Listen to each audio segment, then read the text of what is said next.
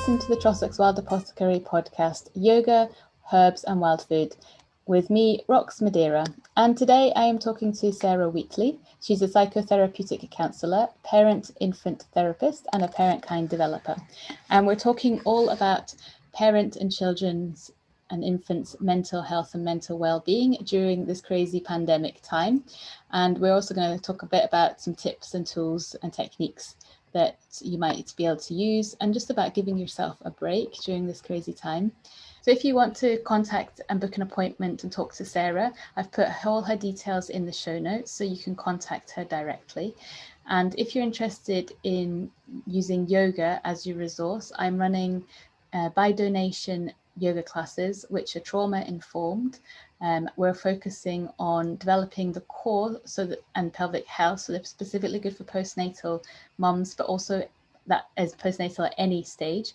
But we're also using tools to help with trauma and anxiety at the start of the class. So the details are also below. Hope you enjoy the podcast. Okay, yeah. Well, I suppose a bit about me. I'm a perinatal psychotherapist, and I got interested in. I've always been interested. I studied psychology, and I've always been interested in sort of that way of thinking about people, how people work. But I think I got really interested in psychotherapy after my son was born, because I had really bad postnatal depression and anxiety. And I joined a therapy group for 2.5 years, and it wasn't just therapy actually, because I being part of the group that made a big difference to me. So I think that was when I retrained. I'd been in community development before that, but I suppose I sort of think that there are loads of amazing supports out there, and everybody needs different things, and I don't think therapy is for everybody. But I do think that it definitely has its place in terms of sometimes being able to talk about the things that feel really difficult to talk about, and some of the emotions of being a parent that can feel almost impossible to talk about. And yeah, I suppose I touched on intrusive thoughts, but also, yeah, stuff like times when sort of we resent our babies, or when we feel like our babies hate us, or when we're disappointed in what gender our baby is, or other kinds of things like that, or when we just don't feel able to be a good enough mother, or when trauma or our past history sort of means that we find it very difficult to be the mother that we want to be. I think those are the times when therapy can be really, really useful. So yeah, I set up Birth and Beyond to support parents that I think quite often people come feeling like they're getting it wrong, and actually I think quite often people find that their feelings are sort of quite the same response to what's gone on in their lives previously, or what's going on right now, and actually by being more able to acknowledge what's going on for them, or what has gone on for them, actually they can get on with learning about who they are as a parent. And that might not be exactly the parent they thought they were going to be, but actually it might be who they really are, and that might be a lot more comfortable and realistic and enjoyable for them. So yeah, I suppose it can be easier talking to somebody that you don't know. Absolutely, definitely, especially at the moment. And again, sort of thinking about sort of ways of communicating. Actually, Zoom has been really good, because there are a lot of people that maybe are in communities that are quite small or quite remote, and maybe can't access services quite so easily. And I was thinking about a lot of the sort of online groups that there are as well. Actually, there's a lot more stuff available to some people now as a result of everything going online, which sort of, especially people who live in very remote communities, and actually I work quite a lot with people that are expats as well. And sort of, so actually they can tap into these communities much more easily than they could otherwise. Yeah, I think that has been really good, but also in terms of therapy as well, sort of people that live in sort of islands in Scotland or whatever, who might not necessarily want to talk to a local therapist, because they might have to know their granny, who knows their auntie, who knows their whatever. It's like, actually, that bit of distance can be really helpful, definitely. Yeah, I wonder if this will, because some of these services will continue afterwards, because they have been quite beneficial to people. Yeah, I hope so. I think we've learned a lot, definitely.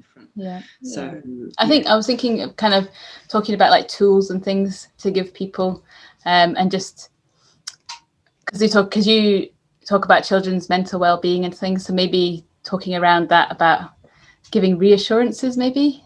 Yeah. Like that. And also maybe talking about how everybody gets anxious, and it is that kind of time, and you're not going to just mess everything up, and it's okay to be on edge sometimes. It's okay to be climbing the walls, and it's okay to kind of get annoyed with your kids and stuff.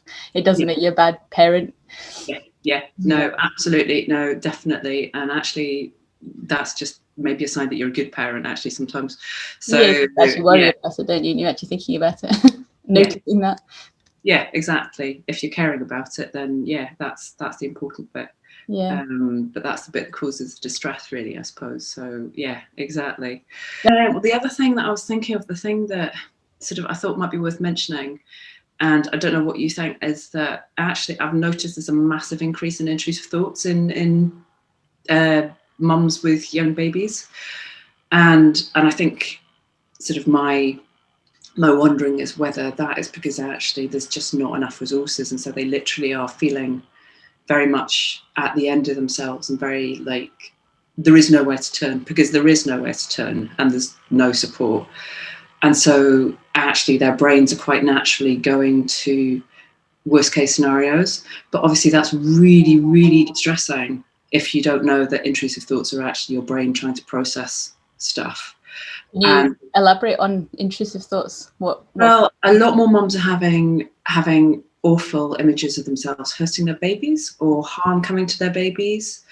And I think it's, I mean, obviously those thoughts are utterly distressing for the mum, but they seem to be on the increase. And I suppose I'd like to mention that because actually mums don't act on intrusive thoughts. If they're aware, if they're distressed by them, they're not going to act on them. They're horrible, they're distressing, they're really upsetting.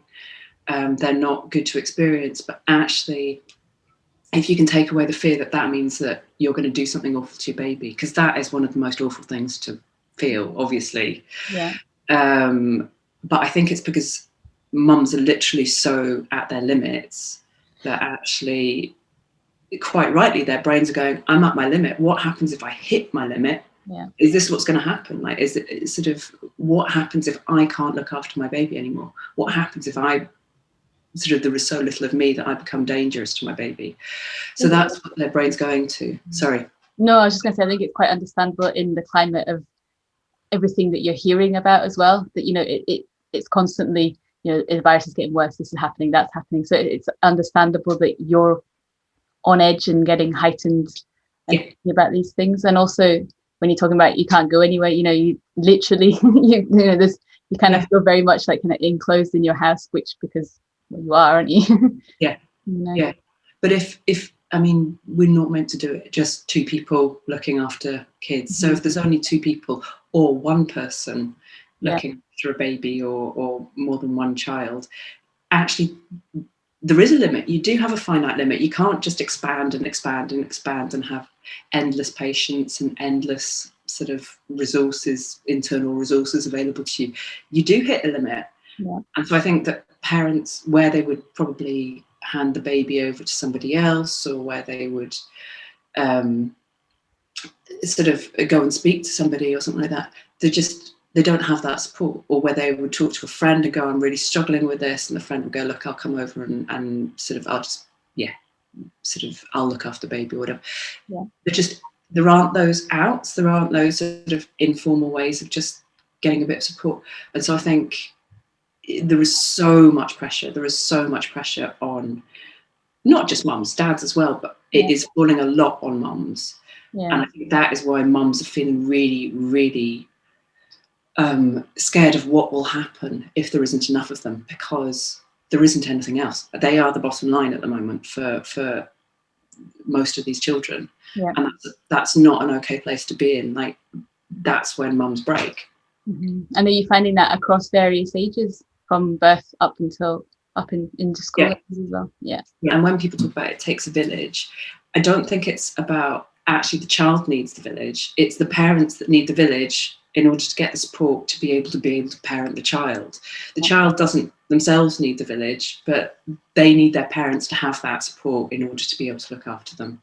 Yeah. So without that support, and I mean, agencies are stretched. I mean, everything is just really stretched at the moment. Sort of getting support is so difficult, whether it's professional support or informal support or just emotional support or practical support. I mean, people can't have cleaners, and I think a lot of women especially sort of think, oh, I should be able to clean the house and have a baby. No, you really shouldn't. And if your partner is trying to do the work as well, and sort of they don't realise how much work it takes to look after a baby. Yeah. And that's actually that's work in itself, like doing the cooking, the cleaning, the shopping, the tidying, the sleeping, like that all happens on top of the work of looking after a baby. Yeah, and I think unfortunately sleeping just gets kind of the smallest amount of attention. It probably needs a lot more attention, but it's impossible, you know, because if baby's there waking up at night, or your toddler or your child or whatever, you can't, I mean, as a mum, you just wake up, you can't just ignore them and fall asleep. It's no, exactly. And again, if you don't have that facility to get more sleep somewhere else, so if it isn't that sort of like you've got nursery, so you might catch a quick sort of half-hour cat nap, or you've got a parent who might come around and take the baby out the buggy so you can sort of get 40 winks, or even just rest with your eyes shut. Sort of parents are getting more and more depleted, like really depleted. Have you got any tips or anything for people to try and, I don't know, what's the word, not replete, but build them up? I suppose my big thing is about trying to shift people's ideas about what is possible, if that makes any sense, because I think it's very difficult, especially for new parents, and actually even for parents that have had kids before, to recognise how much the pandemic has taken away from their ability to get support. And I think a lot of parents feel guilty about needing support anyway. There's this idea that the nuclear family should be enough and all the rest of it. Absolutely categorically does not work. It's been proven not to work. It's just, it sort of worked in the 1950s when women didn't go out to work and men were the sole breadwinners, and you could survive on one income and that kind of stuff. And but do we know it worked then? I mean, did it work at that point as well? Or well, I think there was probably quite a lot of unhappiness and a lot of women taking antidepressants or drinking a lot of gin. But so I think it didn't really work. But that sort of idea that sort of it functioned it sort of was propagated then, and it doesn't. It really doesn't. So even if there are two of you, that's not enough for one child, let alone 2, 3, 4, however many kids you've got. And I think that is the myth that I want to really, I suppose, expose, because COVID really plays into that, because it means that if you've got that idea that 2 people should be enough, and then you're in this pandemic and you've got no cleaner, no sort of opportunity to sort of get a break, no opportunity to catch up on sleep with somebody looking after the baby or whatever, if you've not got any of those other supports at all, you might think it's your fault that you are reaching breaking point.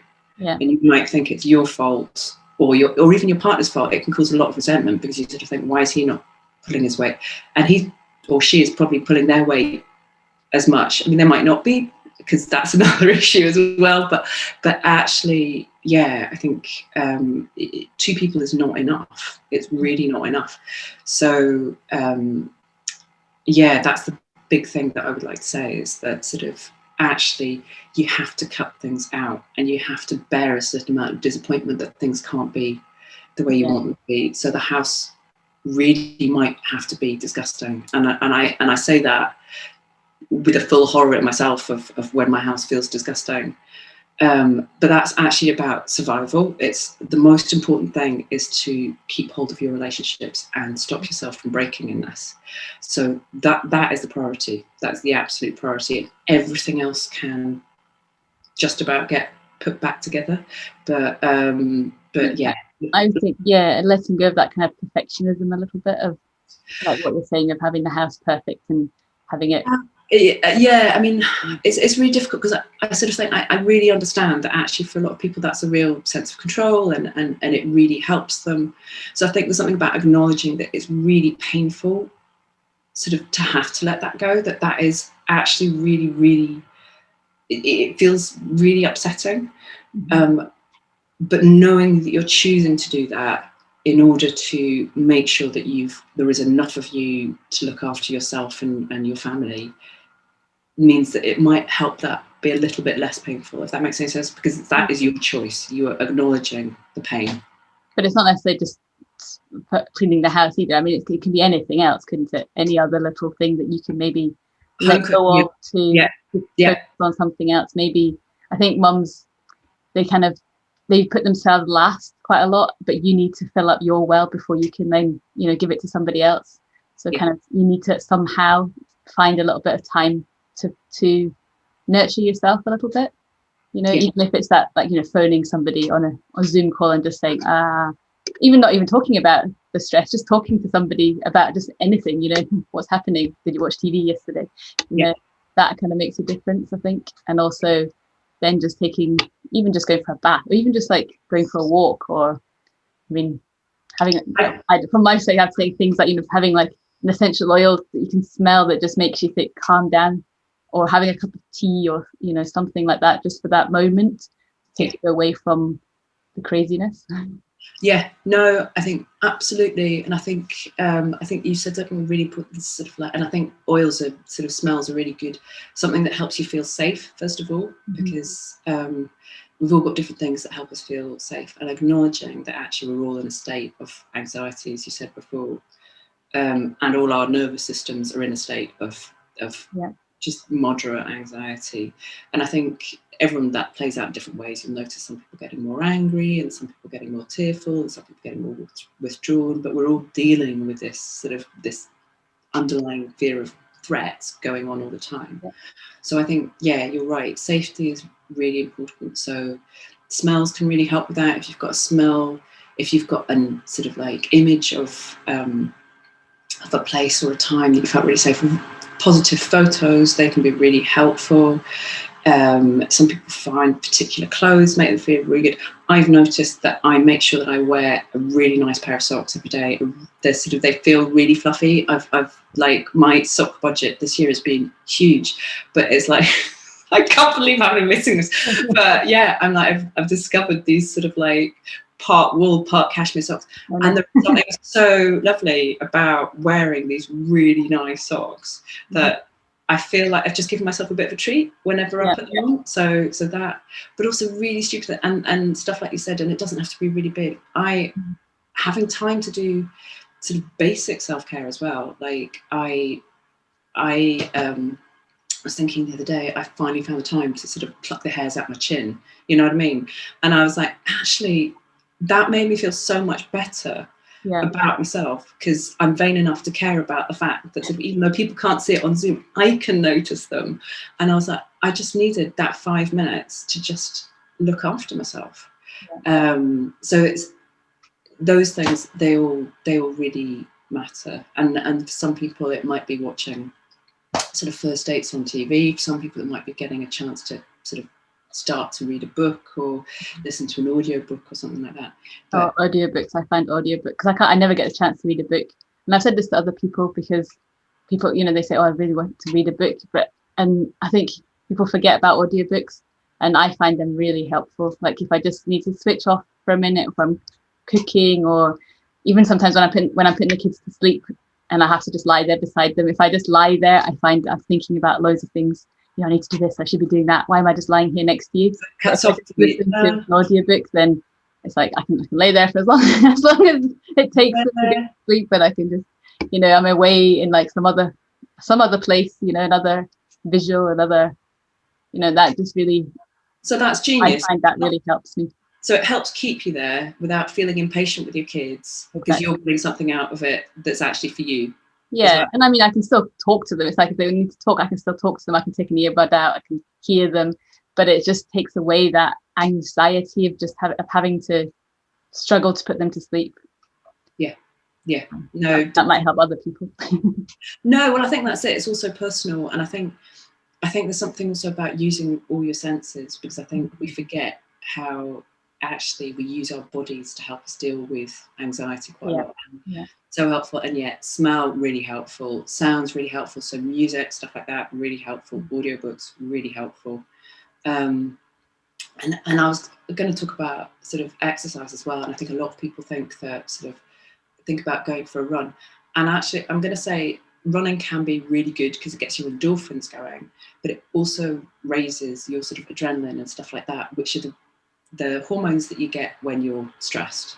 So you are actually elevating sort of the adrenaline in your body. So I would sort of say, if you're finding that sort of you're still feeling really, really stressed, actually maybe try a walk or yoga or Pilates or something that maybe is quite mindful or whatever, but is maybe a bit slower and maybe helps your body release some of the adrenaline and release some of the cortisol, because endorphins are really important. Endorphins are great, but we're also sort of trying to help sort of reduce the sort of fear response and reduce our sort of our bodies clinging on to this sort of anxiety.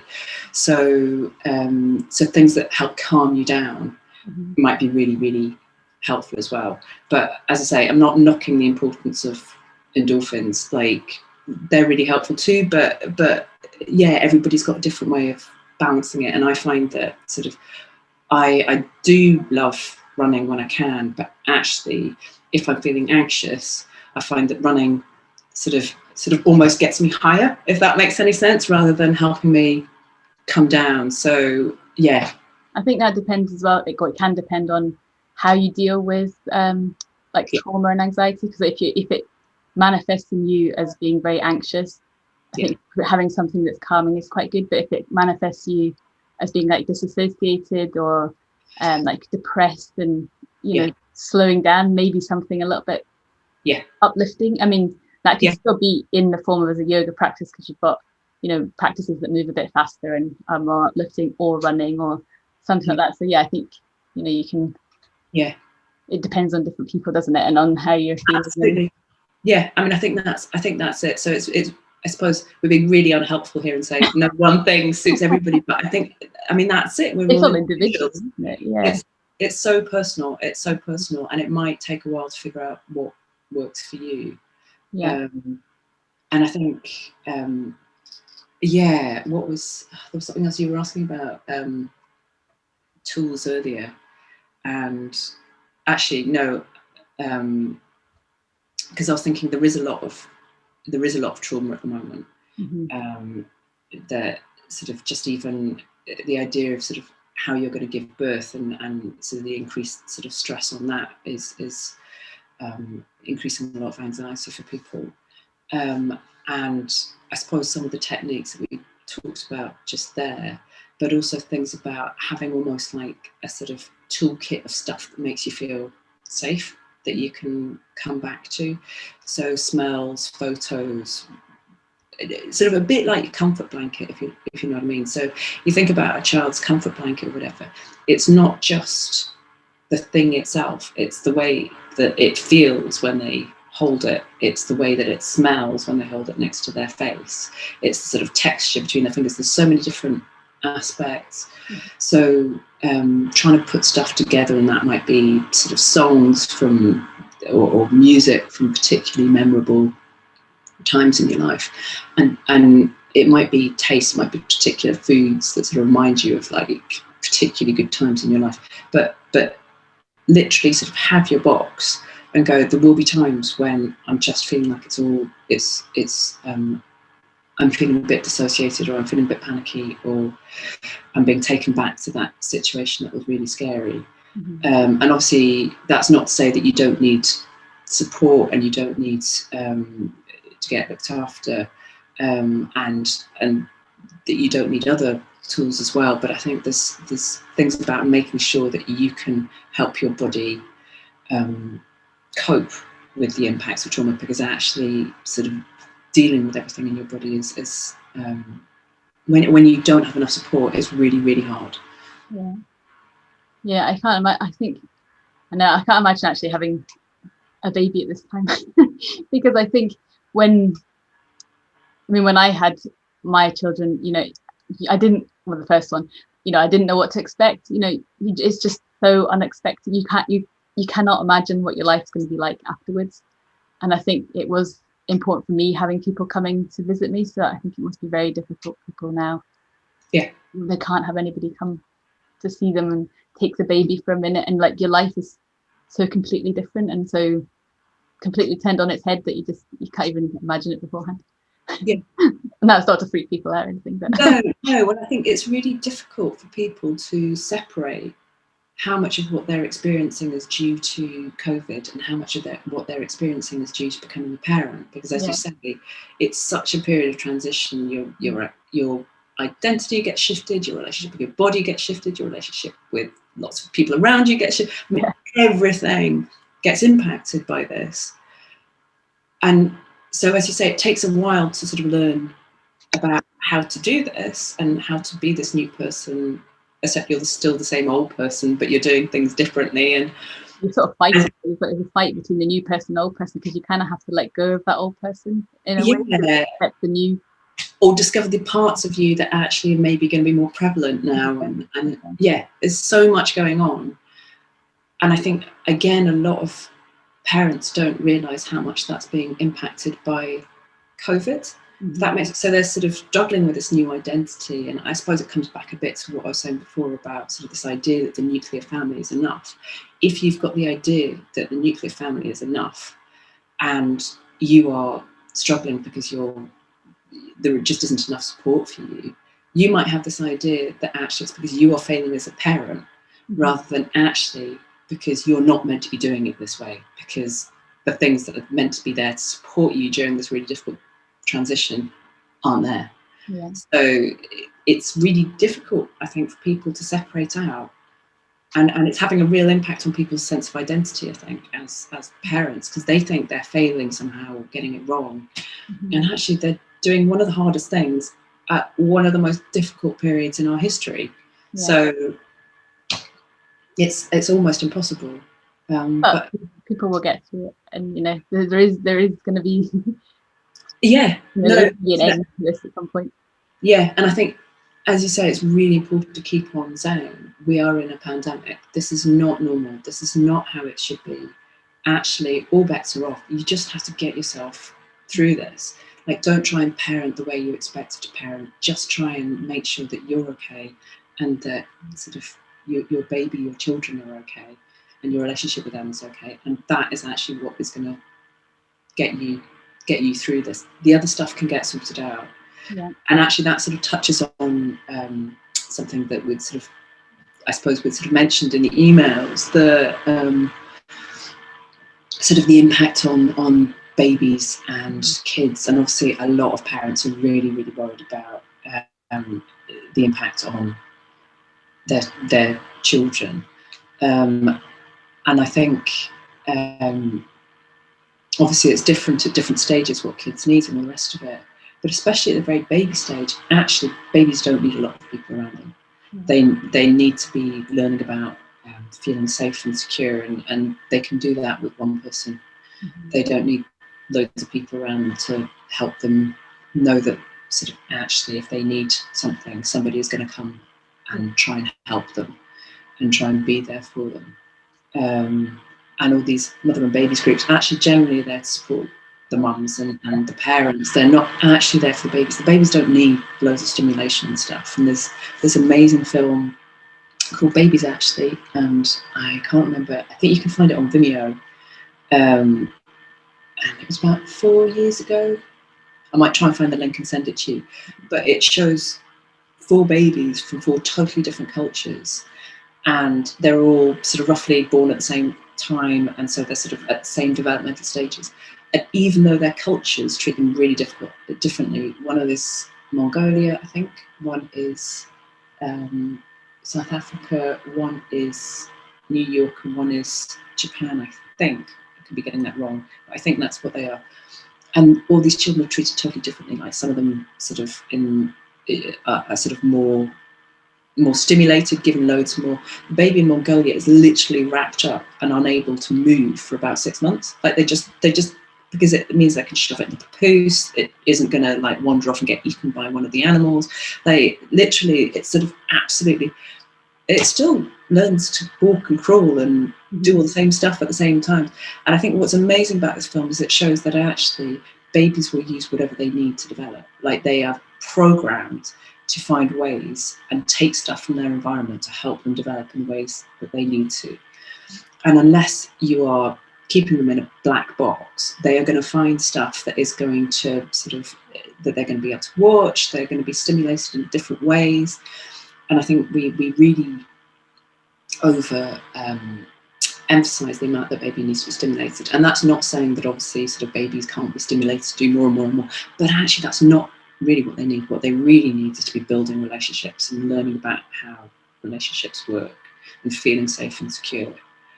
At the beginning, they don't really notice anybody else anyway, do they? They're kind of really just focused on the mum. I mean, I remember taking my kids to mother and baby classes, and they had absolutely zero interest in what was going on and any other kids, and they just wanted to look at me all the time, and they didn't want to get involved. It was more, like you said, it's for me. I think as well that we tend to have, we're in our culture, and we only see our culture. We don't really look to other cultures and see how things can be completely different. Yeah, absolutely, definitely. And I think we tend to focus a lot on achievements and sort of, and I've got a bit of a thing about sort of development in terms of like how it sort of seems to sort of lead into the sort of whole school system and that achievement focused thing, rather than actually thinking about relationships. And relationships are the bits that really are the building block of everything, in my opinion. I know that other people would disagree, but actually I sort of think that actually it's what's really important through all of this is to focus on relationships. Like actually, and I mean, I suppose sort of I'm struggling with homeschooling and all the rest of it. My kids are a bit older, but I think one of the principles I've tried to sort of go by is actually whatever happens, the kids will survive, even if they sort of actually miss this year of school. It isn't my ideal, it isn't what I want for them, but they sort of will. But actually, if our relationships break down, if I end up shouting at my son all the time for not sort of getting on with stuff that he's doing, or if my daughter's sort of like feeling like she has to lie to me about having done something when she hasn't done it or whatever, then that's going to be bad for us in the long term. That's going to be really bad for us in the long term. Sort of actually, we need to keep on making sure that we're checking in, we're having fun, that they feel valued, that all this other stuff is happening. It's about relationships. That's what's going to get us through this, in my opinion. I agree, because I mean, there's a lot of people. There's a lot of pressure at the moment on parents homeschooling, but there's a lot of people who would homeschool anyway, or do a different technique. They unschool and they teach in a completely different way. And their kids still get through it. And I mean, like for me personally, I missed the whole year of school because I moved around between like Britain and Iran, and I went to like a different school every year, and things are constantly changing between like different languages, and and I wouldn't say that had an impact on my education and the way I wouldn't have said, but it's different depending on different people, but I think we shouldn't put that much pressure on the fact that they're missing something, because I think kids are very resilient, and a lot more resilient than you think. And I think if you're supporting them and they have that desire that they want to learn things, they will anyway, whether it's having to sit there in front of a computer, or if you just let them go outside and find it for themselves or research it for themselves. I think I don't think we put that much pressure on ourselves. Well, it was interesting. Yeah, because I was talking to my son, who's now 14 and at high school, the other day, and we were talking about the bits that he's finding difficult about homeschooling. And he was saying actually what he misses is the teachers. And he misses sort of actually having that input of other people. and I can't give him that input all day long. So we've agreed that sort of like there'll be a bit that he can do, but he can't do it all because actually he really struggles without somebody there. Whereas actually my daughter's totally different. She loves a timetable. So actually she is loving sort of nailing a timetable. Slightly worries me, sort of like she's far more organised than I am. But it's been really interesting trying to figure out ways of helping them learn. And again, those are a whole load of skills, like how to motivate yourself, what motivates you, what keeps you going. And actually, there are going to be some kids that there isn't stuff about this that is motivating in any way, shape or form. There is, like, they haven't got their peers around them. And if like hanging out with their peers is what keeps them going, and they don't find sort of like they're not on devices to chat with them or whatever, it's an impossible task. So I really do think it's about sort of learning some of these other things, and it's very much about learning about your relationship with your kids and all the rest of it. And I know I say that from, I suppose I'm really aware that sort of time is really, really tight. So it's very easy for me to say this and other people to sort of think, hang on, how am I going to do that? Like, sort of how much time is that going to take? But I think there is something about working with your child and their unique personality and what works for them, and recognizing when this situation is just going to be so far away from what is going to help them learn that you actually maybe just have to give it up. Yeah, I mean, because what I mean is like there's so many different ways to learn as well. I mean, it doesn't have to just be sitting, looking at the books and following the curriculum. Okay, I know that's like, a big thing, especially if you're absolutely. But I mean, there could be positives as well of what could come out of this. You could look at it, if you switch it and look at it a slightly different way, maybe it's helping children to learn to self-motivate a bit earlier, or maybe it's helping them to figure out different things that they enjoy doing, or maybe they just need that time as well to just chill out, because they're also feeling stressed that they're not seeing all their friends and their life's different. Maybe they just also, just like you, need to just sit back and actually not do anything for a while. But they will probably eventually, the same as anybody else, start to find things that are interesting to them, things that then they want to learn more about. Yeah, definitely. And I mean, I suppose I have sort of struggled with that at times, because sometimes the things that they want to learn more about are not things that I'm interested in, or things that I necessarily want them to learn about. I mean, my son is really into computer games, and he's really good at them. But actually, we've figured a way of engaging him with computers so that I feel more comfortable with that. And I know that's about me, actually, sort of, because I don't necessarily feel that sort of I know enough about the impact of sort of computer games and all the rest of it on him to sort of say that's bad for you or whatever. I mean, he's still very sociable and very loving and does other stuff and all the rest of it. But I know that that's about me going, I'm not comfortable with this, so I need you to help sort of find some other ways of working with computer games. So maybe programming or other things that I can feel more comfortable about, because I'm just not happy about you just gaming all the time. And I think it's sort of, he can appreciate that that's my tolerance, not necessarily his. But again, but I mean, has he found interest in other things? Because I mean, that could be, that, like you said, that could be a way in, couldn't it? He's gaming all the time, but then maybe kind of shifting him over to, well, maybe you'd like to make your own game, or maybe you want to do some kind of designing or whatever. I don't know, something else on the computer. Has he found that? And I think so, but I think there's also something about taking off that pressure, if that makes any sense, because I think it's a bit like, I can't remember, did you hear about sort of like Gwyneth Paltrow in the first lockdown saying, if you don't learn a new skill, then what are you actually doing, kind of thing. No, I didn't hear that. And I think it's the same kind of thing. I think almost not expecting sort of like, because it would be lovely if we could get to the end of this lockdown and go, wow, my son is sort of like an amazing programmer now.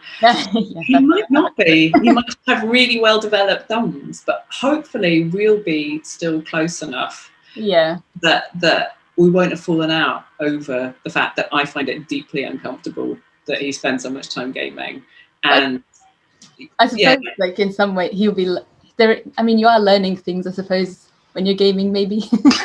I don't know, that's what my husband I would love to make it okay. I'm not sure I can make it okay. I think that's it. I think sometimes you just can't make things okay. And that is the really hard bit, is going, it might not be what I would want at all. This is deeply uncomfortable for me. I don't like it.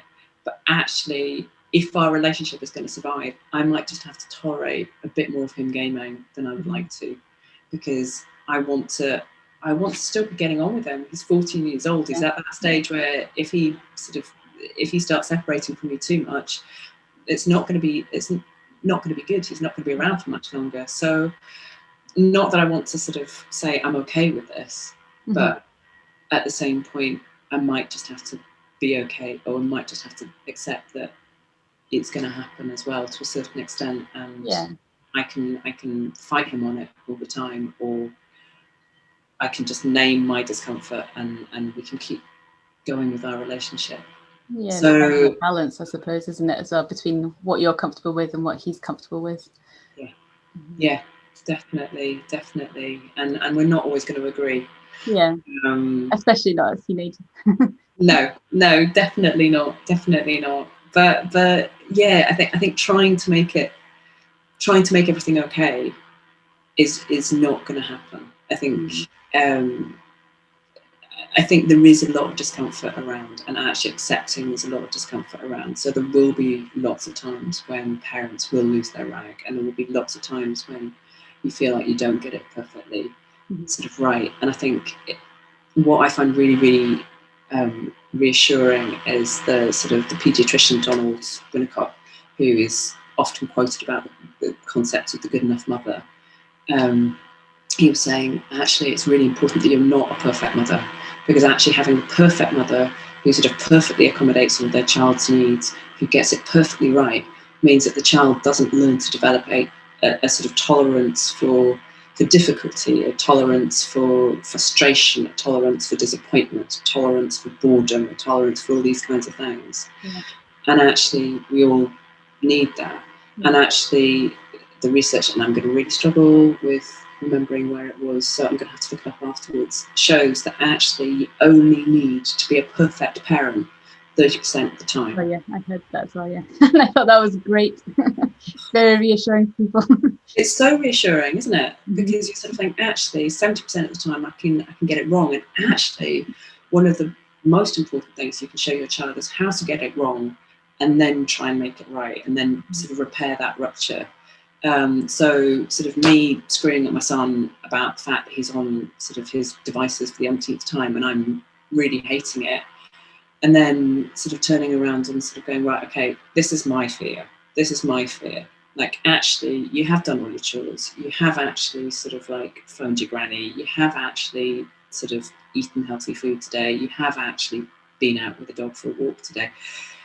So it's not that you aren't doing other good stuff. Yeah. But this is my discomfort, and I really struggle with it. And then that's fine, because I can, if he wants to, we can talk about why I am so uncomfortable with it.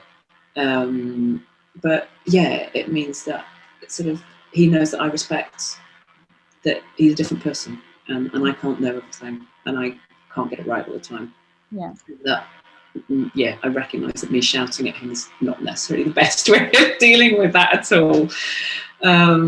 So yeah, I think saying sorry is one of our most important sort of tools in our armoury at the moment. I think that's part of parenting as well, isn't it? It's trying to, like you said, we're finding out showing them how we deal with things. It's like leading by example, I suppose. But like, if we can't cope with something, how do we deal with our emotions, and then show them how can they deal with their emotions, because they definitely mirror you, don't they? I mean, if you shout, they shout, or whatever, Yeah. No, definitely. So I think it's a real paradox. It's sort of like, it's one of those things that, we need to take parenting seriously because it is the most important job in the world. And at the same point, we need to treat it lightly, and ourselves lightly and compassionately as well, because it is the most important job in the world, and it's really bloody tough to get it right. So yeah, it is a real paradox. But I suppose I sort of generally try and sort of suggest to people to check out whether they're being compassionate to themselves. And by that, I don't mean sort of like letting themselves off the hook or whatever. You can be compassionate to yourself and still acknowledge you've got something wrong. But yeah, I think being compassionate to yourself is really important, but also being realistic in terms of how finite we are, as we are finite beings. We're not infinite, we're not endless, we don't have boundless resources available to us. We need to sort of be nourished in order to then give out again, and expecting ourselves to be infinite is a recipe for disaster. Yeah, and I think, like we said earlier, finding the resources that will help you to find that moment to look after yourself, so that you've got a bit more to give. And also, I think remembering that, you know, like you said, we're in a pandemic, but it's going to end. I mean, it doesn't feel like it's going to end, but you know, at some point it will end, and life will resume in some way or another, and we will have relationships with other people. But coming out of this with our relationships with our families intact is probably the most important thing, I think, like you've been saying. Yeah, absolutely. No, I think that's sort of how I sort of see it. It's almost like a bit of a holding pattern. It's like, yeah, if sort of I can get through this with my relationships, my kids and my husband and sort of my friends and family mostly sort of still there, then we can carry on and do stuff. Yeah. When we've got more freedom to do so. But and hopefully, I mean, that will give you a bit of a stronger foundation just in the rest of life, because, you know, we've all been through this trauma together. Yeah. I kind of feel in a way it feels kind of good, supportive in a way, that the whole world is going through exactly the same thing and everybody is going through the same trauma, because it doesn't feel like, you know, it's just you that's stuck in the house. It's like everybody is. So it kind of, I don't know, I find that a little bit more, what's the word? I found it a little more I've lost the word. It's all right. I don't know. that feels reassuring. That's what I want to say. Reassuring. Yeah. Okay. Yeah. No. I mean, I think it definitely. Yeah. Well, I suppose I was thinking it sort of feels to me that it's been a real time learning about relationships and sort of how to do some relationships differently, and I suppose especially we're learning to do communication very differently. Yeah. But yeah, I think it's been a real time for me of focusing on relationships, because yeah, all the other stuff is not really very possible. So our relationship with ourselves, our relationship with our kids, our relationship with people around us and our partners, yeah, but it's in some ways it really highlights how we do things, doesn't it? Because it sort of it makes everything a lot more clunky and a lot more like you can't just sort of bump into somebody randomly or whatever. It's you have to think about it all, and that's hard work as well. In some ways as well, like you say, you know, it's that intention as well, because you have to intentionally phone somebody, like you're saying. And I think we're actually at a really good point in history in the fact that we've got the ability to like talk to people on like the internet and face to face. You know, I mean, if this happened like however many years ago, when it happened before, you know, if you were isolated, you were isolated. You know, you wouldn't be able to phone people or talk to them or see them or anything. Yeah, no, I think using the technology is definitely, you know, I know people keep saying that they've got Zoom fatigue and everything, but I think it's still important that it's there, and it's almost a lifeline. I think it can be.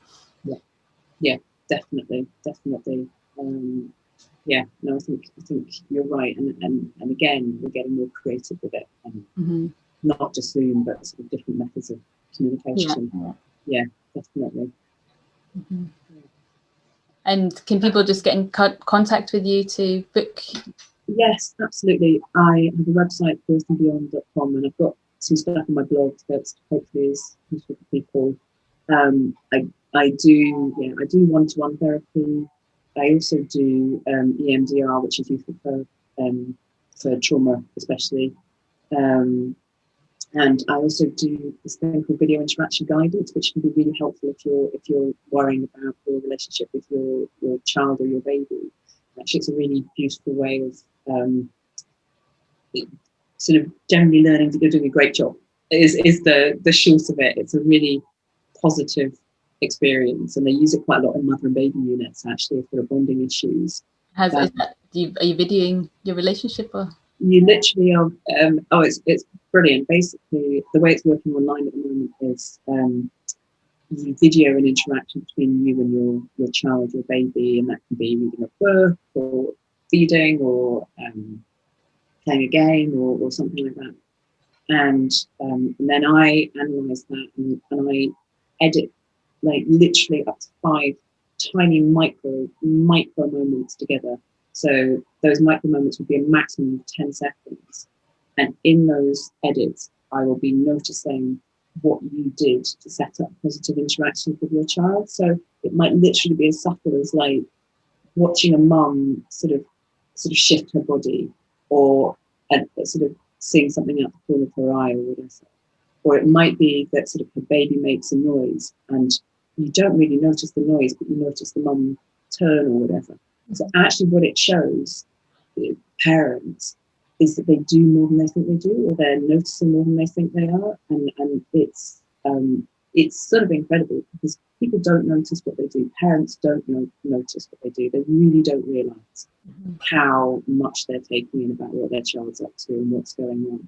So when they see it on video, it's so powerful because it's concrete. They can actually see it. Sort of like I ask them, can you see what's going on? And they go, yeah, actually, I hadn't realised that he made that funny squawk, and I suddenly turned around and I saw that he was about to topple and I caught him or whatever it was, or sort of like, or he looked at me and he was so delighted because I'd seen him do this thing he was really proud of, or whatever it is that happens. And they don't notice that they're doing all these things all the time. There's this dance going on all the time.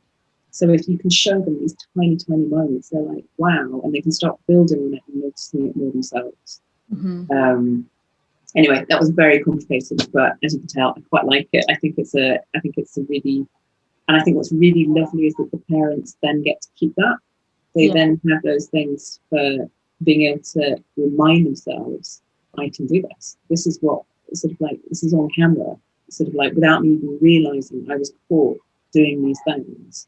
Sort of, so I must be doing this all the time without noticing. Yeah. No, that's good. Yeah. So anyway, yeah, no, it's a brilliant therapy, definitely. So yes, so those are the kinds of things I can do, and I am on Instagram and Facebook. I'm not terribly. I occasionally post when something really grabs me. I'm not there all the time. I tend to be better if people want to email me or call me. So yeah, I tend to like watching what other people are up to on social media, but I find that that's not where I spend my energy. So yeah. Great, but people can get in contact with you if they want to use your services. And absolutely, yeah. And we generally, I think what we want to say is people are doing a good job. No, totally. Don't beat yourself up. Yeah, I think that's it. I think that's my main thing, is that parents don't realise what a good job they're doing, and the reason they're so distressed is because they don't realise what a good job they're doing. And if they just have more support to realise that, actually they might feel a bit better, and they might feel a bit more reassured. And obviously not that any of us needs to get cocky or think we've got it made, but actually being compassionate to self and recognising that generally you're doing an all right job can just take the pressure off a little bit. Yeah. Well, that's great. Thank you very much. Oh, it's been really lovely talking to you, Rox. Thank you for asking me. Thank you for coming on.